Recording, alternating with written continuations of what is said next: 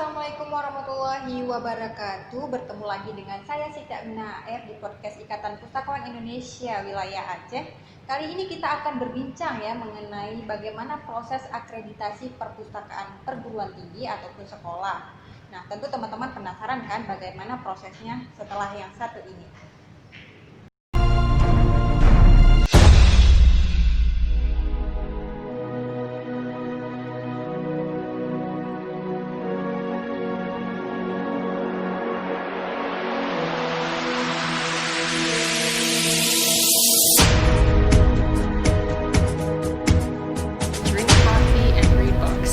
I can't think of a better way to spend a rainy afternoon than drinking coffee and reading a good book.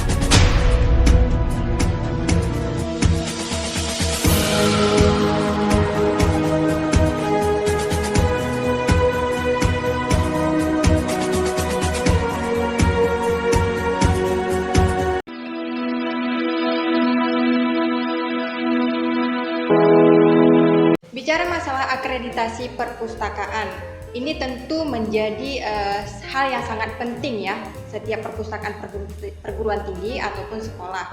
Nah, bagaimana proses biar perpustakaan itu bisa terakreditasi dengan nilai yang sempurna pastinya. Sekarang kita sudah hadir narasumber kita, Ibu Charles ya. Nama panggilnya siapa, Bu?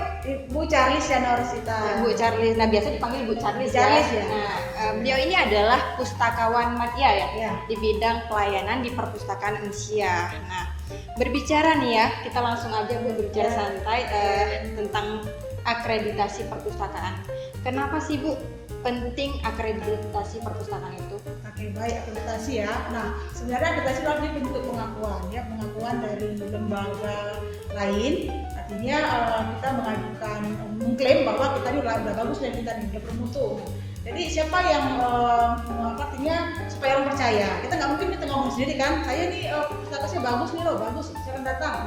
Nah, jadi harus ada namanya bentuk pengakuan berupa sertifikat. Nah, jadi bagaimana cara kita mengajukan untuk akreditasi? Nah, itu banyak prosesnya, ya banyak prosesnya seperti itu. Nah, seperti apa sih prosesnya? Nah, nanti mulai dari kita mempersiapkan diri, ya, melakukan evaluasi diri kita di perpustakaan, kemudian yang harus penting juga adanya dukungan dari semua warga, misalnya di sekolah harus ada dukungan dari guru, dari siswa, dari dinas. Kalau di perpustakaan juga dari direktor, ya, dari pimpinan sendiri, dari staf, dari mahasiswa. Pokoknya situs akademika memang harus mendukung. Nah, pada dukungan itu nanti baru kita membuat penelitiannya. Oh, gitu. Jadi kalau misalnya di perpustakaan perguruan tinggi sendiri nih Bu, komponen apa saja sih yang dinilai di dalam internal perpustakaan ataupun eksternal? Oke, nah kalau untuk kita bicara akreditasi itu menggunakan standarnya. Nah, itu ada namanya standar SNP, Standar Nasional Perpustakaan. Itu masing-masing tipe perpustakaan berbeda. Oh, gitu, berbeda. Ya, ada perpustakaan sekolah, ada perpustakaan nanti perpustakaan desa, kan akreditasi, perpustakaan khusus, perpustakaan umum, perpustakaan perguruan tinggi. Nah, itu semua masing-masing ada standarnya. Ini berbeda. Yang paling tinggi nanti standar dari perguruan tinggi. Karena kan mereka lebih maju ya dibanding dengan perpustakaan paling tinggal sekolah. Saat ini kan mereka masih di bawah rendah lah. Ya, standarnya itu memang disesuaikan. Nah, itu memang pedomannya ke situ. Pedomannya nanti ada SNP namanya. Nah, memang itu bisa download di Google, tinggal pilih aja standar perpustakaan, standar nasional perpustakaan. Nanti tinggal pilih kita mau sesuai dengan tipe perpustakaan yang apa. Yang mau sekolah kah, apa tinggi kah, apakah perpustakaan umum kah, apa perpustakaan khusus. Nah, itu kita pilih. Nah, aspek apa aja nih Bu yang dinilai kalau di perpustakaan perguruan tinggi itu? Oke, ya. Aspek yang paling pentingnya dulu nih. Ya, paling penting itu kita punya 6 komponen. Semua perpustakaan terus dinilai semua 6 komponen. Oh, berarti sama semua Bu, yang nggak ada istilahnya perbedaan. Cuman nanti tingkat nilainya, tingkat pemilihan di borang pengisian itu tentunya berbeda, ya. Wah, tinggi mungkin nanti nilainya harus lebih, jamnya harus lebih tinggi, koleksinya harus lebih sekian, ya. Tapi kalau di sekolah kan nggak mungkin sesuaikan dengan perguruan tinggi juga. Ya. Nah, jadi ada 6 komponen. Komponen pertama koleksi. Koleksinya. Jumlah koleksinya. Jumlah koleksinya. Nanti ada standarnya. Nah, yang untuk di SMP tadi itu adalah standar minimal. Nah, kalau jika kita mampu sesuai dengan standar minimal yang ditetapkan oleh perpustakaan, oleh LAP, lembaga perpustakaan, itu nilai masih C. Nah, yang di SMP itu masih C nilainya, nilai standar nasional itu. Jika kita sesuai sama itu. Nah, jika kita mau dapat nilai lebih A, B, A atau B, itu memang harus lebih dari standar yang ditetapkan. Nah, jadi misalnya jumlah koleksi, tetapkan misalnya di situ jumlahnya misalnya ada sekitar 24.000 misalnya untuk perguruan tinggi. Nah, jika kita mempunyai nilainya ada lebih dari 24.000, itu nilainya plus. Kalau perpustakaan Indonesia sendiri itu lebih dari lebih ya. 4.000 berarti ya, Bu, ya. Makanya kalau nggak salah pernah terakreditasi 2 kali A ya. 2 kali A ya. Tahun 2012 kita pertama sekali itu dibiayai memang kan dana APBN dari Perpustakaan Nasional dapat akreditasi A. Kemudian ya kan ada masa expired-nya ya. Pada masa itu memang jika akreditasi A itu masih sebatasnya masih 3 tahun. Nah, sejak tahun 2018 di akhir 2018 itu sudah direvisi undang-undangnya itu, peraturannya itu sudah menjadi jika mendapat A sudah menjadi selama 5 tahun masa penilaiannya. Masa penilaian selama 5 tahun. Selama 5 tahun jika A. Kemudian jika misalnya B itu menjadi 4, kemudian C jadi 3. Oh gitu. Baik Bu, tadi kita masih berbicara masalah koleksi, terus yang ada 5 tadi ya? Oh iya, ada 6 ada komponen 6. ya. Dari mulai Itu apa pertama dulu? koleksi ya. Koleksi nanti di koleksinya memang harus dari mulai tercetak, dibagi lagi ketika perpustakaan itu memiliki koleksi elektronik. Nah, jadi kan elektronik kan ada bermacam, ada e-book, ada e-jurnal ya. Sekarang kan banyak yang dari resource yang memang sifatnya digital. Nah, jika kita perpustakaan punya itu juga nilai yang lebih. Nah, juga misalnya sekolah kan memang kok memang mereka punya koleksi e-resource itu dapat nilai juga nilai tambahan ya, karena memang koleksi memang sangat penting ya untuk perpustakaan. Karena perpustakaan juga ada koleksi. Benar. Apa yang mau diakses, apa yang mau kita berikan informasi, itu yang lebih utama adalah koleksi. Ya. Kemudian sarana dan prasarana. Ya. Nah, mulai dari sarananya itu kan dia dari gedungnya, ya. Fasilitas internal. Ya, gedungnya dulu dilihat gedungnya, kemudian desain gedungnya seperti apa, kemudian letak gedung, ya. Jadi itu juga perlu. Nah, perpustakaan perguruan tinggi ternyata dia punya gedung sendiri.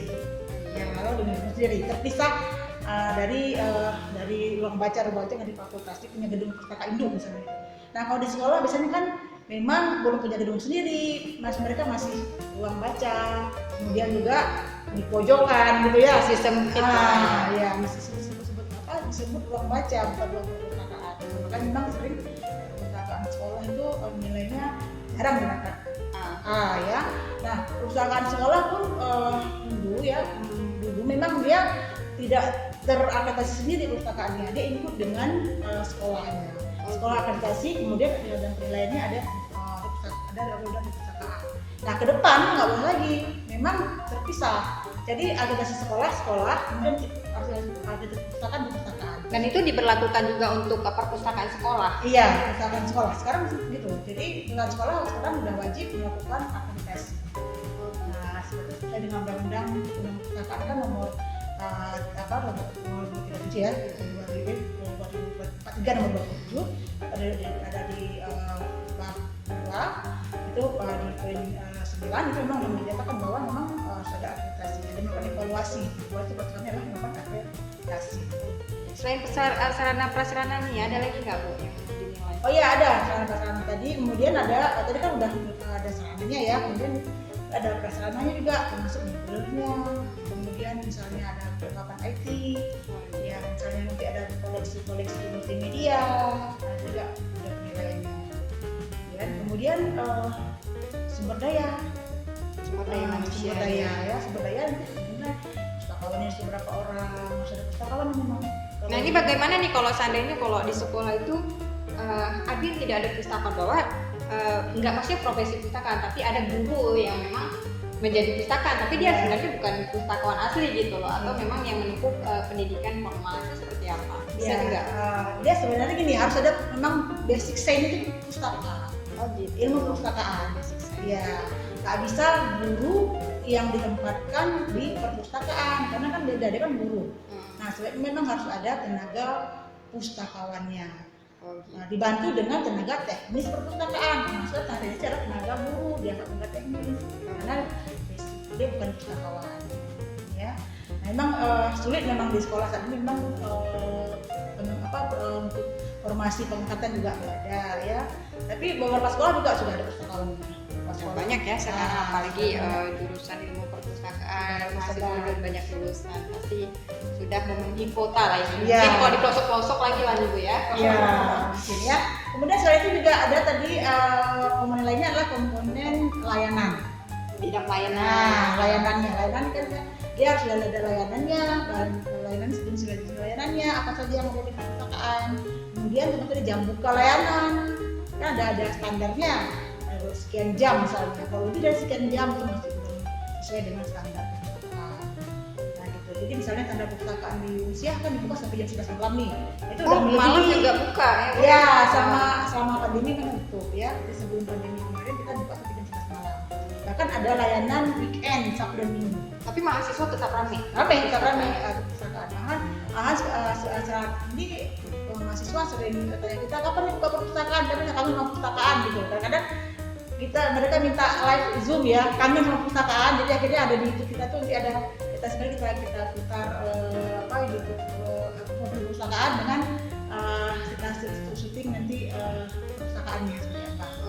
Ya, karena mereka nggak dengan perpustakaan dulu, buka dong perpustakaannya, maaf ya, sekarang hanya live dulu ya, nonton saja. Iya, pasti mahasiswanya tutup buku ya, yang sering ke perpustakaan. Kangen sama perpustakaan memang. Apalagi perpustakaannya nih, dulu masa saya S1 sekarang udah memang luar biasa perpustakaan Rusia saya lihat ya, artinya udah nyaman, udah banyak fasilitas gitu. Tentu saya pun kayaknya tertarik nih selalu pengen ke perpustakaan Rusia.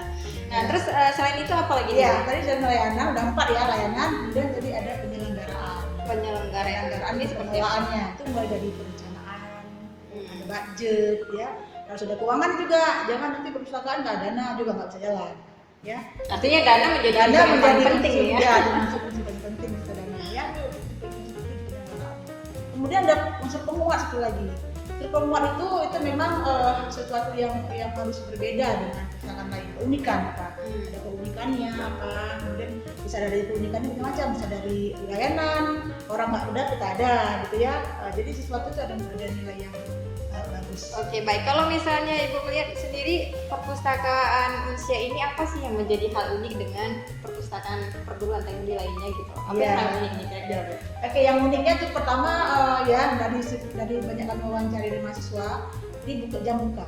Oh, dari jam buka. Jam buka layanannya dia pertama kita buka sampai jam 11 malam. Itu enggak ada perpustakaannya yang buka sampai jam 11 malam. Artinya cuma perpustakaan Rusia yang buka jam malam ya? Ya, sampai jam 11 malam. Ya, rata-rata di perpustakaan lain sampai jam paling tinggi sampai jam 8 malam dan nah, ya, jadi makanya perpustakaan kita menyatakan namanya Modernis Library, bukan perpustakaan biasa. Oh, kemudian kita punya volunteer di sini. Jadi ada volunteer yang membantu perpustakaan, seperti mereka juga membantu untuk menyusun buku, ya, kemudian juga sebagai layanan di bawah sama check-in, mereka juga terlibat pelayanan langsung. Jadi mahasiswa yang kita libatkan untuk membantu layanan di perpustakaan. Termasuk kita punya kegiatan namanya UKM literasi. Wow, UKM literasi berarti itu paling belum ada tuh.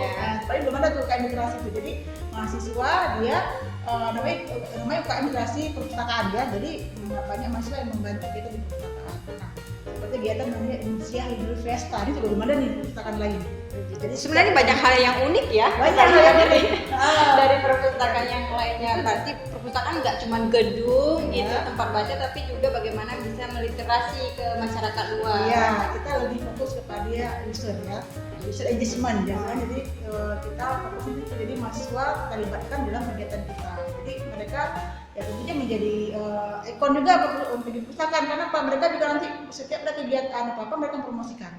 Jadi mereka yang share ke teman-teman mereka. Kenapa? Karena yang mengajak bukan mahasiswa jalan ini adalah dari mahasiswa itu sendiri.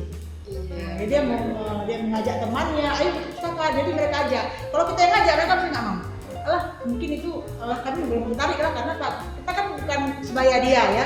Jadi kalau yang ngajak dia sebaya dia, teman dia sendiri pasti dia tertarik untuk perpustakaan. Karena perpustakaan Rusia selama ini memang kami memanfaatkan mahasiswa untuk ya tadi untuk sebagai mereka menjadi marketingnya juga gitu ya.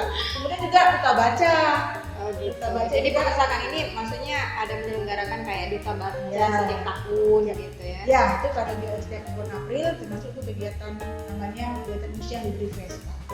Jadi selain duta baca yang ada kemudian duta baca Indonesia, itu juga ada kegiatan-kegiatan lainnya seperti misalnya kegiatan expo ya, ada kegiatan-kegiatan kemudian kegiatan yang unik lainnya juga yang nggak ada di perpustakaan juga kegiatan dari Legenesi. Legenesi itu kan kegiatan yang memang kegiatan itu perpustakaan harus sunyi sepi gitu ya. Nah di perpustakaan Indonesia itu ada 1 jam di hari Rabu itu ada kegiatan namanya Legenesi musik. Bersama dengan UKM bidang seni. Jadi setiap mahasiswa yang punya bakat, punya talent itu boleh tampil di perpustakaan. Nanti mereka tampil, kemudian nanti ditonton oleh teman-teman mereka sendiri. Wah, ini sebagai ajang kreativitas juga Ya. nih untuk perpustakaan. Menarik sekali Ibu Charles ya, karena selama ini banyak orang berpikir, untuk apa sih jadi pustakawan yang kerjanya cuma ngatur buku, datang, pulang, bergosip. Nah, padahal kalau kita mendengar penjelasan Ibu Charles tadi banyak banget ya, Bang. Ya. Berarti pustakawan nggak bisa diem nih. Iya, nggak bisa diam tempat ya. Memang kita harus bergerak terus nih. Iya, jadi makanya perpustakaan Indonesia selama ini memang selama pandemi memang sepi ya. Memang nggak boleh kita berkegiatan. Memang sudah ada peraturan dari daerah sendiri bahwa memang perpustakaan diberikan layanan secara online. Secara online aja ya, Bu ya. Aja nggak boleh tatap muka. Oke, baik Bu. Back to tadi lagi Bu ya. Kembali kepada komponen tadi, ada nggak yang lain selain? Memang 6 tadi sudah. 6, Sampai ke selesai ya. keunikan tadi, ada Keunikan. punya sesuatu yang tidak ada di perpustakaan lain, kita punya itu nilai tambah. Sehingga 6 komponen ini yang bisa membuat perpustakaan itu terakreditasi dengan baik, Iya. mencapai nilai A. Nah, BTW ini Bu, siapa sih yang memberikan akreditasi itu? Apakah Badan Akreditasi Nasional atau asosiasi profesinya atau seperti apa? Oh iya, nah sebenarnya nanti yang memberikan kita mengajukan kita ke LAPIL, Lembaga Akreditasi Perpustakaan di Perpustakaan Nasional. Nanti mereka juga yang ada lagi atasannya BNSP. Nah, gitu. Jadi nanti yang melakukan penilaian itu namanya asesor. Ya, ada asesor yang ditunjuk untuk melakukan penilaian dan asesmen. Kemudian nanti kita lapor lagi ke bagian hasil penilaiannya ke bagian Nah, untuk pengajuan akreditasi memang itu dari lembaga mengajukan ke lembaga akreditasi perpustakaan. Misalnya perpustakaan sekolah mau akreditasi, pengajuannya ke LAPI dan Perpustakaan Nasional. Itu prosesnya berapa lama ya Bu kira-kira? Nah, prosesnya tergantung kesiapan kita. Kesiapan Nah, kita. kita misalnya kita udah siap, ya, kapan kita siap, kapan kita bisa dokumen lengkap dengan bukti fisiknya, itu dia nggak cuma dalam bentuk format formulir, tapi mana bukti fisiknya yang dilaporkan tadi. Terus ada evidennya, buktinya, bahkan sampai ke videonya. Nah, sekarang apalagi sekarang kan ada pilihan kalau kita mau akreditasi, bisa langsung kita mau mendatangkan asesornya atau juga bisa melalui daring, melalui Zoom ya. Nah, itu tergantung kita kan. Kalau untuk Zoom kita harus punya fasilitas. Nanti kita diminta tolong tur perpustakaan kamu perpustakaan kita bisa men-shooting. Oh semua gitu. perpustakaan. Artinya diperlihatkan juga kepada Diperlihatkan, penyelenggara. itu wajib. Dan penyelenggara nggak memberikan batasan waktu seperti itu, atau memang kita kapan aja bisa mengajukan akreditasi? Ya sekarang kita ngajuin kapan saja. Nanti biar jadwal, nanti diatur asesor kapan ada yang sampai ke daerah, nanti saya ditunjuk siapa, dengan kesiapan dari daerah sendiri, apakah mereka sudah siap untuk akreditasi, gitu. Karena kan ini yang mengajukan ini ramen, udah mulai rame yang mengajukan akreditasi ya. Apalagi katanya setiap perpustakaan sekolah sekarang udah wajib harus akreditasi. Iya, ya? ke depan memang udah akreditasi. Saat ini kita masih melakukan sosialisasi sebenarnya, artinya artinya supaya perpustakaan sekolah itu mau. Nah ini mereka belum pede ya, belum pede artinya jika melihat diri sendiri itu mereka merasa ini kayaknya belum cocok nih, karena apa? Masih belum baca gitu kan, masih malu-malu, masih belum berani mengajukan akreditasi. Nah, tugas kita ini sebagai saya juga sebagai asesor, baru juga diklat asesor. Nah, kita harus melakukan sosialisasi bahwa mengajak mereka jangan takut untuk akreditasi. Ya, gitu. Kemudian setelah kita melakukan sosialisasi, kemudian kita diharapkan bisa menjadi pendamping untuk perpustakaan dan sekolah tadi untuk mau untuk melakukan akreditasi. Jadi dia berani, artinya nggak sendiri dia buat disuruh akreditasi, kemudian dia nggak tahu seperti apa, ya makanya kita siap menjadi pendamping mereka. dibutuhkan. luar biasa. Artinya ada pengabdian. Ya, Oke, menarik sekali ya teman-teman, karena tadi Bu Cardi sudah menjelaskan bagaimana pentingnya akreditasi perpustakaan, kemudian komponen apa saja, tentu teman-teman semua sudah mengingatnya. Nah, ini berbicara masalah perpustakaan Malaysia nih, karena katanya sudah diakui oleh International Organization Standardization. Ini seperti apa Bu? Atau ISO? ISO. Nah, prosesnya seperti apa? Apakah sama? Atau apa yang membeda pengakuan antara keduanya? Ya, Oke. pada akreditasi nasional. Kalau untuk akreditasi memang berbeda dengan sertifikasi. Ya, sertifikasi kalau akreditasi ini sifatnya adalah sifat wajib, ya wajib karena memang sudah di dalam Undang-Undang Perpustakaan Nomor 43 Tahun 2007. Ya, terlihat dari bab 2 di pasal 9-nya di poin B-nya memang ada evaluasi perpustakaan. Nah, kalau untuk sertifikasi itu sifatnya voluntary, sifatnya boleh melakukan sertifikasi, boleh tidak. Voluntary sifatnya, jadi tidak wajib, ya. Nah, kemudian pengakuannya beda. Kalau pengakuan ISO itu tingkat internasional. Nah, kalau akreditasi ya tingkat internasional. Nah, kalau untuk penilaiannya memang dari segi biaya dia lebih tinggi, lebih mahal. Kemudian penilaiannya dia lebih spesifik. Dan kalau untuk kegiatan sertifikasi itu dia lebih penilaiannya lebih pada proses kerja. Dia ada input, ada proses, ada output. Nah, kalau akreditasi dia lebih kepada outputnya. Mana yang Anda buat akreditasi? Mana hasilnya, mana hasilnya saja. Nah, ini hasilnya. Mana buktinya? Ini bukti. Nah, jika untuk sertifikasi dia lebih kepada proses. Bagaimana Anda lakukan? Bagaimana? Jika ada insiden seperti apa penanganannya? Nah, lebih dalam. Lebih kepada proses-prosesnya perpustakaannya, sehingga mereka mau mengeluarkan sertifikasi atau pengakuan nih terhadap perpustakaan usia ini memang sudah berjalan dengan baik, bekerja dengan bagus ya sesuai dengan standar perpustakaan itu sendiri. Berarti itu kapan tuh Bu? Nah, kalau untuk sertifikasi ISO kita mulai dari ISO 9001 2015 ya, kemarin itu mulai tahun 2016 itu sertifikasi bidang manajemen mutu. Ya, kemudian kita dapat, artinya kita tersertifikasi, artinya diakui bahwa layanan perpustakaan sudah bertaraf internasional. Itu memang sertifikatnya keluar dari Jerman ya, karena yang kemarin yang melakukan akses yang datang auditor itu adalah dari perusahaan Jerman sendiri.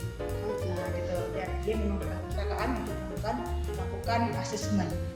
Kemudian kita artinya kita nggak cukup cuma satu sertifikasi gitu, kita mau sertifikasi lain. Ada satu macam itu kita mau yang lain. Artinya kita mempunyai layanan IT. IT ini kan kita perpustakaan memang dia harus berbasis IT. Kenapa? Karena jika dia memang harus ikut perkembangan zaman, perkembangan teknologi informasi. Jika dia nggak ikut teknologi informasi, perpustakaan akan diizinkan oleh penggunanya, terutama apalagi pengguna perpustakaannya adalah perpustakaan perguruan tinggi yang dimana stakeholder itu memang cepat-cepat, lambat sedikit dia langsung keluar, nggak mau lama-lama, dia cepat. Makanya kita ikut teknologi, jadi semuanya berbasis teknologi. Nah itu karena kita sudah mengklaim bahwa perpustakaan Indonesia sudah berbasis digital atau berbasis elektronik gitu ya. Nah itu kita mau melakukan sertifikasi, nah itu kita melakukan sertifikasi namanya ISO 27001 untuk keamanan informasi. Artinya makin banyak sertifikat yang diakui memang makin bagus ya. Iya, artinya kita bisa mengklaim bahwa kami sudah baik, sudah apa. Tapi kita berani mengklaim karena kita sudah ada buktinya bahwa memang sudah diakui dan kita sudah ada. Nah, ini Ibu sendiri merasakan sebagai pustakawan ya, dalam proses bagaimana kinerja perpustakaan ini sendiri mulai dari nol sampai dari zero to hero nih ya. Zero to hero. Dari to hero. Ini Ibu merasakan apa? Puas atau seperti apa? Nah, karena ini kan bekerja sama tim ya. Iya, tim. Memang perpustakaan ini kita harus bekerja dengan tim. Kalau kerja sendiri nggak akan berjalan. Ya, memang kita mana-mana perpustakaan memang harus bekerja dengan tim. Apalagi kita tadi mau mencapai dari zero to hero ya. Nah, itu memang tim di depan. Tim memang harus timnya. Kalau saya sendiri, kata misalnya ada orang kata bahwa saya bekerja sendiri nggak bisa. Apalagi perpustakaan sekarang dia butuh komunitas. Nah, kita mengajak komunitas kita adalah pendekatan mahasiswa. Nah, memanfaatkan. Ya. Jadi ada yang kita tidak mampu, ada mahasiswa lain yang mampu. Makanya kita seperti saat ini misalnya kita sibuk dengan rutinitas kita sendiri, proses buku misalnya, ada buku masuk, kita proses, kayak layanan yang teknis kita lakukan. Ada sesuatu yang memang yang tidak mampu kita lakukan, kita undang tadi untuk jadi untuk gabung sama kita. Seperti misalnya melakukan promosi tadi, sosialisasi, kemudian misalnya pembuatan untuk artikel-artikel majalah, kemudian mengelola majalah dan jurnal di perpustakaan itu mahasiswa. Termasuk mereka nanti yang mengelola website, konten website, gitu. Jadi mereka kita minta bantuan. Oke, baik. Mungkin untuk closing statement nih Bu ya, apa yang ingin Ibu sampaikan nih khusus mungkin untuk para perpustakaan sekolah nih, khususnya perpustakaan sekolah atau perpustakaan perguruan tinggi lainnya, motivasinya mungkin ada yang ingin disampaikan agar mereka juga bisa ya mencapai akreditasi A. Oke, ya baik, terima kasih. Nah, untuk teman-teman yang ada di perpustakaan lainnya, perpustakaan sekolah khususnya misalnya ya. Nah, saya banyak terima masukan dari teman-teman yang ada di perpustakaan sekolah. Saat ini mereka masih belum berani ya untuk mengajukan akreditasi. Nah, jika nanti teman-teman yang di perpustakaan sekolah perlu konsultasi, misalnya tentang akreditasi, perlu bantuan, kami dari tim asesor, ya saya dan ada beberapa teman lainnya yang menjadi asesor, bisa diminta bantuannya atau melakukan misalnya konsultasi tentang akreditasi perpustakaan. Mungkin itu saja. Wah, terima kasih Bu nih ya sudah berbincang lama nih tentang akreditasi perpustakaan. Tentu teman-teman sudah mengambil manfaatnya dari talkshow kita hari ini Bu ya. Semoga ke depan kita bisa sharing-sharing lagi. Terima kasih Bu atas waktunya. Assalamualaikum warahmatullahi wabarakatuh. Waalaikumsalam warahmatullahi wabarakatuh.